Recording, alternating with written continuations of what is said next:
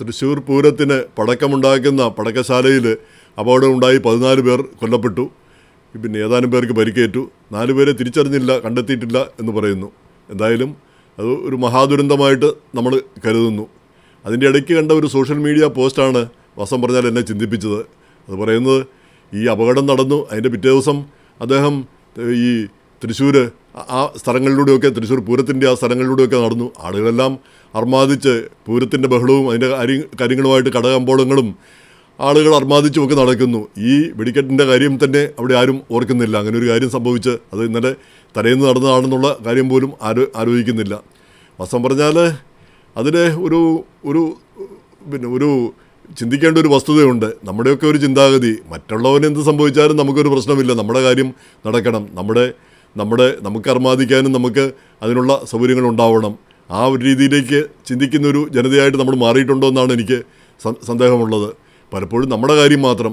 ഇപ്പം ഈ ഡൽഹിയിൽ ഈ ശ്വാസം കിട്ടാതെ പിന്നെ മനുഷ്യന് ഫ്രീ ആയിട്ട് കിട്ടുന്ന ഒരു കാര്യമാണ് പിന്നെ പ്രാണവായുവും അതുപോലെ തന്നെ വെള്ളം ഇപ്പം പിന്നെ വില കൊടുക്കേണ്ടി വരുന്നു. അപ്പോൾ അതിന് പോലും തടസ്സം വരുന്നു. പ്രധാനപ്പെട്ട കാര്യം, ഈ പഞ്ചാബിൽ ആളുകൾ ഈ കരിമ്പ് കൃഷി കഴിഞ്ഞതിന് ശേഷം ആ കരിമ്പിൻ്റെ ചണ്ടി എല്ലാം കൂടെ ഇട്ട് കത്തിക്കും. ആ ചണ്ടി കത്തിച്ചു കഴിഞ്ഞാൽ ആ പുക മുഴുവൻ ഡൽഹിയിലേക്ക് ചെല്ലും. അപ്പോൾ ആ ഡൽഹി മഹാനഗരത്തിൽ പ്രാണവായു ഇല്ലാതെ ആളുകൾ വലയും. രണ്ടാമത്തെ ഒരു കാര്യം, അനിയന്ത്രിതമായിട്ട് പടക്കം പൊട്ടിക്കുക. അപ്പോൾ പടക്കം പൊട്ടിച്ചേ പറ്റൂ. ദീപാവലിക്ക് പടക്കം പൊട്ടിക്കാതിരിക്കാൻ പറ്റില്ല എന്നുള്ളൊരു സ്ഥിതി വന്നാലത്തെ ഒരു അവസ്ഥ എന്തായിരിക്കും? അപ്പോൾ ചുരുക്കി പറഞ്ഞാൽ സാമൂഹ്യ നന്മയ്ക്ക് എന്താണ് വേണ്ടതെന്ന് ചിന്തിക്കാനായിട്ട് നമുക്ക് കഴിയുന്നില്ല. നമ്മുടെ കാര്യം മാത്രം നോക്കുന്നു. മറ്റുള്ളവർക്ക് എന്ത് സംഭവിച്ചാലും ഒരു കുഴപ്പമില്ല എന്നുള്ള ഒരു ഇന്ത്യൻ ചിന്താഗതിയാണെന്ന് തോന്നുന്നു. ഇന്ത്യക്കാരുടെ ഒരു പ്രധാനപ്പെട്ട കാര്യം, നമ്മളിപ്പം വഴിയിലൊക്കെ ചപ്പുചവറുകൾ വാരിയിട്ടേച്ച് പോകുന്നു. നമ്മൾ മറ്റുള്ളവർക്കത് എങ്ങനെ ബാധിക്കും എന്നുള്ളതിനെപ്പറ്റി ചിന്തിക്കാറില്ല. നേരെ മറിച്ച് അമേരിക്കയിലൊക്കെ ആണെങ്കിൽ അതിൽ പ്രധാനപ്പെട്ട കാര്യം, ഈ അമേരിക്കയിൽ ഒക്കെ ചപ്പും ചവറും ഇടാനായിട്ട് അവിടെ പിന്നെ സൈഡിൽ വീപ്പകൾ വെച്ചിരിക്കും.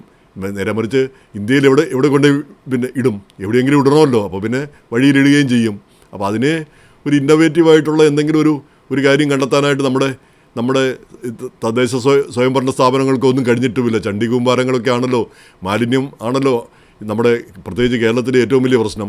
ഒരുപാട് മനുഷ്യരുമുണ്ട്, എന്നാൽ ഈ മാലിന്യങ്ങൾ നിർമ്മാർജ്ജനം ചെയ്യാനായിട്ടുള്ള വഴിയുമില്ല, അതിനുള്ള സ്ഥലവുമില്ല, അതിനുള്ള സംവിധാനങ്ങളുമില്ല.